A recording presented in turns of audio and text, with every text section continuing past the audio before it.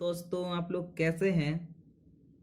तो मैं हूं आपका प्रिय मित्र एमडी साबिर हुसैन और आप लोग हमारा यूट्यूब चैनल देख रहे हैं एमएसएच एमडी साबिर हुसैन। ठीक है दोस्तों, तो आप लोगों ने पहले ठोस अवस्था के बारे में पढ़ चुका है। ठीक है, यह वीडियो 5वां पार्ट है 14वां पार्ट में से। ठीक है, यानी कि 5/14। तो इसमें अब हम लोग द्रव अवस्था के बारे में जानेंगे, यानी कि लिक्विड अवस्था में। तो चलिए, इसके लिए हमें सबसे पहले ही एक क्रियाकलाप दिया हुआ है जिसके अंतर्गत हम समझेंगे इसको। निम्नलिखित वस्तुओं को एकत्रित करें। ए नंबर में दिया हुआ है जल यानी पानी, खाना पकाने का तेल, दूध, जूस, शीतल पेय यानी कि ठंडा पानी। तो हमें इन सारे जो भी वस्तुओं जो भी पदार्थ बताए गए हैं उनको हमें इकट्ठा करना है, एकत्रित करना है। बी नंबर में दिया हुआ है विभिन्न आकार के बर्तन प्रयोगशाला के एक मापक सिलेंडर की सहायता से इन बर्तनों में 50 ml पर निशान लगा दें। यानी कि हर ऐसे बर्तन हमें लेने हैं जिनके आकार हो वो अलग अलग, यानी कि उनके आकार अलग अलग होने चाहिए। और उसमें हमें प्रयोगशाला में जो होता है लिक्विड यानी कि नापने वाला, उससे हमें 50 ml माप लेना है। ठीक है, जिसे हम मापक सिलेंडर कहते हैं, उसकी सहायता से हमें 50 ml जहाँ तक पानी अटे या तेल अटे वहाँ तक हमें उसको निशान लगा देना है। ठीक है, इन द्रवों को फर्श पर डाल देने पर क्या होगा। फर्श यानी कि ज़मीन पर अगर हम इन द्रव जो हैं यानी कि जैसे खाने पकाने का तेल है, जल है, या दूध है, या जूस है, या ठंडा पानी है, इसको अगर हम ज़मीन पे फेंकते हैं या डालते हैं तो क्या होता है। तो हम लोग देखते हैं कि यह पसर जाता है, यानी कि यह पूरे वहाँ पर जिस स्थान पर हम लोग इसे रखते हैं डालते हैं वहाँ वह फैल जाता है। ठीक है, तो आगे अगला पॉइंट है किसी द्रव्य में क्रमशः एक एक करके डालें। क्या किसी एक द्रव्य का 50 ml माप कर विभिन्न बर्तनों में क्रमशः एक एक कर डालें, क्या प्रत्येक बार आयतन एक समान रहता है। यानी कि जो ये है कह रहा कि जो बर्तन है उसमें हम एक एक करके जो भी हम द्रव्य चीज़ रखे हैं 50 ml उसको डालेंगे। ठीक है, बर्तन में। जबकि हम लोगों ने जो निशान लगाया है, हमें यह देखना है कि जो 50 ml तेल होता है या 50 ml पानी होता है या जो ठंडा पानी है, उन सभी की जो लाइन ही तक वो होते हैं उनके आयतन, जहाँ तक 50 ml के हम लोगों ने निशान लगाए थे। हमें यही पता करना है। ठीक है, और हमें बताना है कि क्या इसके आयतन जो है वो एक समान रहते हैं हर बार। फिर आगे पॉइंट है कि क्या द्रव्य का आकार एक समान रहता है। तो हम सभी जानते हैं दोस्तों, नहीं, द्रव्य का आकार एक समान नहीं रहता है। हम द्रव्य को जिस अवस्था यानी कि जिस बर्तन में रखते हैं, जिस आकार के बर्तन में रखते हैं, वह उस बर्तन के आकार का रूप धारण कर लेता है। ठीक है, क्योंकि इसकी जो आकार होती है वह निश्चित नहीं होती है दोस्तों। अब अगला पॉइंट है कि द्रव्य को एक बर्तन से दूसरे बर्तन में उड़ेलने पर क्या यह आसानी से बहता है। तो हाँ दोस्तों, हम लोग देखते हैं कि अगर एक बर्तन से दूसरे बर्तन में तेल को या पानी को जब हम डालते हैं तो बड़ी आसानी से वह एक बर्तन से दूसरे बर्तन में चला जाता है। ठीक है, तो प्रेक्षण से हम पाते हैं कि द्रव्य का आकार नहीं लेकिन आयतन निश्चित होता है। यानी कि कहा जा रहा है दोस्तों कि इसके तो आकार निश्चित नहीं है, लेकिन हम लोगों ने जो 50 ml का निशान लगाया था, अगर उसमें हम तेल डालें या पानी डालें या ठंडा पानी डालें, कोई भी चीज़ डालें, अगर द्रव अवस्था में है वो तो वह उस निशान ही तक जाएगा, ना उस निशान से कम होगा ना उस निशान से ज़्यादा होगा। यानी कि इसका जो आयतन है वह निश्चित होता है। ठीक है, लेकिन इसका आकार नहीं निश्चित होता है। हम जिस आकार के बर्तन में इसे डालेंगे वह उस आकार के बर्तन में ढल जाएगा। ठीक है, जिस बर्तन में इन्हें रखा जाए तो वे उसी का आकार ले लेते हैं। जैसे कि हमने पहले ही बता दिया आप लोगों को दोस्तों कि जिस बर्तन में हम रखते हैं, जिस आकार के बर्तनों में, वह उसी का आकार ले लेता है। द्रवों में बहाव होता है और इनका आकार बदलता है, इसलिए ये दृढ़ नहीं लेकिन तरल होते हैं। ठीक है दोस्तों, यानी कि जो द्रव होता है उसमें बहाव होता है। जैसे हम लोग कहते हैं ना, पानी बह रहा है, तेल बह रहा है, यानी कि ये सब जो द्रव चीज होते हैं वो बहते हैं और इनका आकार एक समान नहीं रहता है, बदलते रहता है, क्योंकि हम उसे अलग अलग जगह पर रखते हैं। कभी हम गोल तरह के डब्बे में रखते हैं तो कभी हम उसे चौकोर डब्बे में रखते हैं। इस तरह से हम देखते हैं कि उस द्रव्य का जो है आकार बदलते रहता है। कभी हम उसे छोटे डब्बे में रखते हैं, कभी हम उसे बड़े डब्बे में रखते हैं, और इसलिए हम कह सकते हैं कि यह दृढ़ नहीं है, यानी कि यह कठोर नहीं है, ठोस नहीं है, लेकिन यह तरल होते हैं। ठीक है, तरल यानी बहने वाले, या हम कह सकते हैं तरल यानी कि चिकनाहट, यानी कि एक तरह से हम कह सकते हैं चिकनी होते हैं। ठीक है, अब हम आगे आते हैं क्रियाकलाप 1.4 और 1.5 के संदर्भ में। हमने देखा कि ठोस और द्रव्य का विसरण द्रवों में संभव है। ठीक है दोस्तों, यानी कि क्रियाकलाप हम लोगों ने 1.4 किया और 1.5 किया, तो हमने इसके संदर्भ में जाना, देखा कि जो ठोस और द्रव का विसरण होता है वह द्रवों में संभव हो पाता है। जैसे कि हमने बोला था कि कोई वस्तु जो है, जैसे धातु ही हो गया, अगर वह ठोस में है तो जब तक अगर हम उसको द्रव में नहीं करेंगे तब तक वह विसरण की क्रिया नहीं करेगा, वह एक पदार्थ दूसरे पदार्थ से नहीं मिलेगा। ठीक है दोस्तों, क्या हम एक तरफ एक कांटी रखते हैं और एक तरफ एक तांबा रखते हैं तो क्या वो आपस में मिल जाएंगे? नहीं मिलेंगे। जब तक हम उसको तापमान देकर गला नहीं देते, द्रव्य के रूप में नहीं ला देते हैं, तब तक वो अभी नहीं मिलेंगे। तो यही कह रहा है कि अगर कोई ठोस पदार्थ है तो अगर हमको उसको द्रव चीज से मिलाना है तो हमें उसको भी पिघलाना होगा, ठोस जो चीज है उसको भी हमें द्रव्य बनाना होगा, तभी ये दोनों मिल पाएंगे आसानी से। ठीक है, वातावरण की गैसें विसरित होकर जल में घुल जाती हैं, यानी कि जो भी हमारे पर्यावरण में गैस है ये विसरित होती हैं, एक दूसरे से मिलती हैं और जल में घुल जाती हैं। ठीक है, ये गैसें विशेषतः ऑक्सीजन एवं कार्बन डाइऑक्साइड जलीय जंतुओं तथा पौधों के लिए अनिवार्य होते हैं। ठीक है दोस्तों, यानी कि इसके कहने का मतलब है जिस तरह से हम लोग ऑक्सीजन एवं कार्बन डाइऑक्साइड के देखें तो इसी तरह से ये जो होते हैं गैस आपस में मिल जाते हैं, और यह जो गैस होते हैं यह हमारे लिए, जलीय जो जीव हैं उनके लिए, पेड़ पौधों के लिए बहुत ही महत्वपूर्ण रखता है। ठीक है, सभी जीवधारी अपने जीवन निर्वाह के लिए श्वास लेते हैं, यानी कि जो भी जिंदा जीव होते हैं वह अपने जीवन को निर्वाहन के लिए, अपने जीवन को चलाने के लिए सांस लेते हैं। जलीय जंतु जल में घुली ऑक्सीजन के कारण श्वास लेते हैं। जैसे कि हम लोगों ने जाना दोस्तों कि दो गैस आपस में मिलकर जल के अंदर घुल जाते हैं, तो वह गैस क्या होता है, उसमें से जो ऑक्सीजन होता है वह जलीय जंतु यानी जो मछलियां होती हैं, जो मगरमच्छ होते हैं, जो सांप होते हैं, जो मेढक होते हैं, वो उसके अंदर से चाहे तो वह उस ऑक्सीजन को सांस के रूप में धारण कर सकते हैं, ले सकते हैं। ठीक है, इस तरह से हम इस निष्कर्ष पर पहुंचते हैं कि द्रव में ठोस, द्रव्य और गैस तीनों का विसरण संभव है। यानी कि जो द्रव पदार्थ होता है इससे हमें मालूम चलता है कि जो द्रव चीज है उसमें हम चाहे तो ठोस पदार्थ को भी मिला सकते हैं और चाहे तो हम गैस पदार्थ को भी द्रव पदार्थ में मिला सकते हैं। यानी कि जो विसरण की क्रिया है वह द्रव में दोनों जो भी पदार्थ हैं दोनों अवस्थाओं से हो सकती है। ठीक है,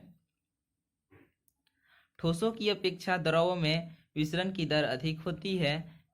ऐसा इसलिए है क्योंकि द्रव्य अवस्था में पदार्थ के कण स्वतंत्र रूप से गति करते हैं और ठोस की अपेक्षा द्रव के कणों में रिक्त स्थान भी अधिक होता है। ठीक है दोस्तों, कहा जा रहा है कि जो ठोस और यानी कि ठोस के देखते हैं अगर हम विसरण, तो उसका जो दर होता है कम होता है। ठीक है, लेकिन अगर हम द्रव्य की बात करें तो इसका जो दर होता है, विसरण की दर, वह अधिक होती है। ठीक है, और ऐसा इसलिए होता है क्योंकि जो द्रव्य होते हैं उसके कण बहुत ही दूर रहते हैं, एक कण दूसरे कण से बहुत ही दूर रहता है। ठीक है, और उनके बीच बहुत सारे स्थान बचे हुए रहते हैं, और वह जो कण होते हैं वह एक जगह नहीं रहते हैं, यानी कि वो गतिशील होते हैं, बहुत ही ज़्यादा गतिशील होते हैं एक तरह से।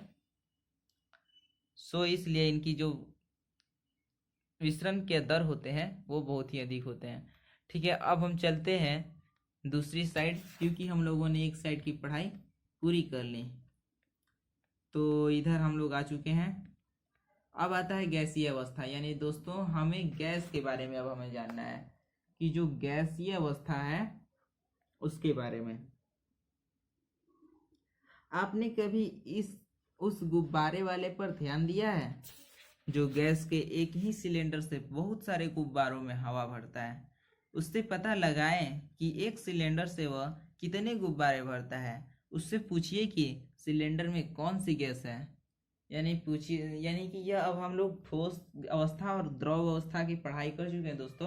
अब हम गैस अवस्था के बारे में पढ़ाई कर रहे हैं, तो हमें इसमें सबसे पहले तो यह दिया है पता लगाने को कि हम लोग अगर हम लोग जाते हैं मेला वगैरह में तो देखते हैं कि एक सिलेंडर लिए रहते हैं कुछ गुब्बारे वाले, और उस सिलेंडर से उस बैलून में, गुब्बारे में हवा भरते हैं, जिसके कारण वो जो गुब्बारा होता है वह उड़ने लगता है। ठीक है दोस्तों, तो हम लोग देखते हैं कि सिलेंडर तो एक ही है, लेकिन जब वह गुब्बारे भरता है तो बहुत ही ज़्यादा और बहुत ही सारे गुब्बारे वह फुला लेता है, उससे उसमें हवा भर लेता है। ठीक है, तो हमें पता लगाना है कि आखिर वह एक सिलेंडर से कितने गुब्बारों में हवा भर देता है। ठीक है, और उस सिलेंडर में ऐसा कौन सा गैस होता है जिसकी वजह से वो गुब्बारे उड़ने लगते हैं। ठीक है, तो क्रियाकलाप 1.11 यह हमें बताएगा कुछ। तो चलिए हम इसके बारे में भी नॉलेज लेते हैं। तो यह है हमारा पहला पॉइंट। 100 ml की 3 सिरिंज लें और उसके सिरे को रबर के कॉर्क से बंद करते हैं, जैसा चित्र 1.4 में दिखाया गया है। तो दोस्तों 1.4 जो चित्र है वह नीचे है, हम लोग देखेंगे, लेकिन सबसे पहले हम लोग इसे समझ लें कि जो 100 ml का हम 3 सिरिंज लेने को कह रहा है, यानी कि सुई जो होता है, जो हमें दिया जाता है सुई, वह 100 ml का लेना है हमें, और 3 लेना है। ठीक है, और उसका जो सुई का सिरा होता है वहाँ पर हमें रबड़ के कॉर्क से बंद कर देना है। ठीक इसी प्रकार जहाँ पर हम लोग देख सकते हैं यह 100 ml का, देखिए ये है रबड़ कॉर्क। ठीक है दोस्तों, यह हम लोग जो रबड़ कॉर्क है बैटरियों में भी देखते हैं। सभी सिरिंजों में पिस्टन को हटा लें। ठीक है दोस्तों, जो सिरिंज है उसमें से सभी जो सिरिंज को है उसको पिस्टन को हटाना है। देख लीजिए दोस्तों, यह जिसे हम लोग दाबते हैं वह पिस्टन कहलाता है, तो हमें इसी को हटा देना है। पहली सिरिंज में हवा रहने दें, दूसरे में जल और तीसरी में चौक के टुकड़े भर दें। ठीक है दोस्तों, हमें क्या करना है, 3 सिरिंज लेना है। पहले में यानी कि पहले में रखना है हवा, यानी कि हम लोग केवल सिरिंज निकाल कर छोड़ देंगे तो उसमें हवा खुद भर जाएगा। और दूसरे में जल, यानी कि अब उसमें हम लोग पानी डाल देंगे, भर देंगे। और तीसरे में चौक के टुकड़े जो होते हैं उसको हम लोग भर देंगे। ठीक है, अब आगे पॉइंट है कि पिस्टन को वापस सिरिंज में लगाएं। सिरिंज के पिस्टन की गतिशीलता आसान करने के लिए उस पर थोड़ी वैसलीन लगा दें। ठीक है दोस्तों, यानी कि अब जो पिस्टन है जिसे हम लोग हटाए थे, यह पिस्टन जो है इसको हम लोग, जो रबड़ होता है मुंह पर, उसमें थोड़ा सा वैसलीन लगा देंगे ताकि हम लोगों को कम दबाना पड़े। ठीक है, क्योंकि इसमें हम लोग रबड़ लगाए हुए हैं एक, इसलिए हम लोग इसमें वैसलीन लगा देंगे ताकि हमें कम ताकत की ज़रूरत पड़ेगी। तो ठीक है, हम लोग उसी तरह करते हैं कि तीनों सिरिंज के पिस्टन पर यानी एक एक कर तीनों में वैसलीन लगा दे रहे हैं, और फिर उसके बाद पिस्टन में वापस सिरिंज में लगाएं और सिरिंज के पिस्टन की गति से आसान करने के लिए अब पिस्टन को सिरिंज में डालकर संपीड़ित करने की कोशिश करें, यानी कि अब हम लोगों को दाबना है। जो पिस्टन हम लोगों ने वैसलीन लगाया था उस पिस्टन को सुई में लगा देना है और फिर उसके बाद उसको हमें दबाना है। तो हम लोग क्या पाते हैं, तो पहला पॉइंट इसका दिया हुआ है कि आपने क्या देखा, किस स्थिति में पिस्टन आसानी से अंदर चला गया, और दूसरा है कि अपने परीक्षण में से आपने क्या अनुमान लगाया। हम लोगों ने सबसे पहले इस बात पर आते हैं कि हम लोगों ने देखा क्या क्या। तो हम लोग देखते हैं दोस्तों कि जब पहला सिरिंज को हम लोग दबाते हैं जिसमें हवा रहता है तो वो बहुत ही तेजी से रबर कॉर्क को बाहर फेंकते हुए हवा निकल जाता है। दूसरे अगर दूसरी अगर सिरिंज के पिस्टन को हम लोग दबाते हैं तो देखते हैं उसमें थोड़ा सा ताकत लग रहा है, बट वह भी रबर कॉर्क को बाहर फेंक कर बाहर निकल जाता है। ठीक है दोस्तों, लेकिन जब हम लोग तीसरे को दबाते हैं तो देखते हैं कि वह नहीं हो पा रहा। ठीक है दोस्तों, तो आखिर हम लोग इससे यही समझते हैं, लेकिन इसमें कहा जा रहा है कि इसमें आप लोगों ने क्या अनुमान लगाया। तो हम इसके बारे में हम लोग आगे पढ़ेंगे। तो हमने देखा कि ठोस एवं द्रवों की तुलना में गैसों की संपीड़ितता काफ़ी अधिक होती है। जैसा कि हमने बोला दोस्तों कि दबाव जब हुआ गैस पर तो वह बहुत ही तेज़ी से हवा बाहर निकल आया, गैस बाहर निकल आया। ठीक है, काफ़ी अधिक होती है। हमारे घरों में खाना बनाने में उपयोग की जाने वाली,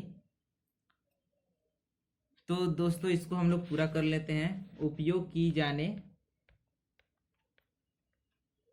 वाली, थोड़ा इस वीडियो को साफ होने दें, वाली द्रवकृत पेट्रोलियम गैस यानी एलपीजी या अस्पतालों में दिए जाने वाले ऑक्सीजन सिलेंडर में संपीड़ित गैस होती है। आजकल वाहनों में ईंधन के रूप में संपीड़ित प्राकृतिक गैस सीएनजी का उपयोग होता है।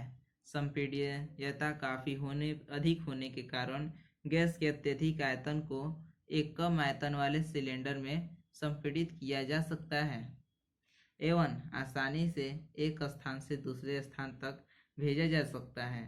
हमारी नाक तक पहुंचने वाली गंध से बिना रसोई में प्रवेश किए ही हम जान सकते हैं कि क्या पकाया जा रहा है। यह गंध हम तक कैसे पहुंचती है? खाने की गंध के कण वायु में मिल जाते हैं और रसोई में से फैलकर हम तक पहुंच जाते हैं। ठीक है दोस्तों, तो यह बता रहा है कि जो गैसें होती हैं जो इसे हम लोग उपयोग में लाते हैं, जैसे कि एलपीजी गैस हो गया या जो आग बुझाने वाली गैस होती है या कोई भी गैस जो होती है, वह क्या होती है कि इसका संपीड़ितता अधिक होता है। अगर हम चाहें तो इसको दबाकर इसके आयतन को हम लोग कम कर सकते हैं, जिस कारण अगर हम लोग ज़्यादा आयतन के भी गैस को रखते हैं तो उसे कम आयतन वाले डब्बे में या सिलेंडर में रख कर हम उसको एक स्थान से दूसरे स्थान तक बड़ी आसानी से ले जा सकते हैं। ठीक है दोस्तों,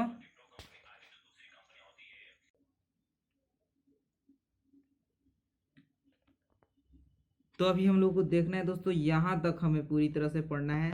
तो चलिए अभी पूरी तरह से पढ़े नहीं है, तो मैं बता रहा था आप लोगों को कि अगर एक स्थान से दूसरे स्थान तक हमें कोई गैस ले जाना है तो हम ज़्यादा आयतन के भी जो गैस है उसको हम कम आयतन वाले डब्बे में रखकर सिलेंडर में रखकर आसानी से एक स्थान से दूसरे स्थान ले जा सकते हैं। अब आती है बात कि जो हम लोग देखते हैं कि बावर्ची खाना में अगर कोई भोजन बनता है तो उसकी सुगंध जो है हमें दूर से ही मिल जाती है, बिना बावर्ची खाना में जाए ही, और हमें मालूम चल जाता है कि हमारे घर में आज खाना क्या बन रहा है। ठीक है दोस्तों, तो यह कैसे होता है? तो हम लोग जानते हैं दोस्तों कि जो खाने का जो सुगंध होता है, जो सुगंध के जो कण होते हैं वह वायु में मिल जाते हैं और वायु से मिलते हुए हमारे पास पहुंच जाते हैं। ठीक है दोस्तों,